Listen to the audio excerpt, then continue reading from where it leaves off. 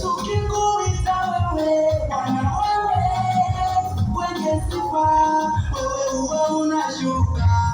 Paulo na Sila walikuita wewe Bwana kwenye sifa, ukawatoa gerezani.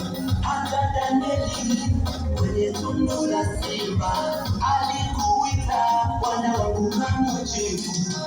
Tungomalia Bwana wangu wewe, tunaomba shuka leo.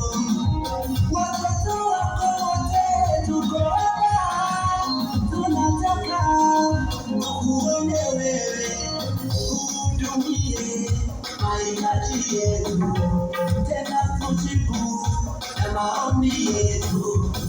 Bwana wangu leo nguo zetu safi,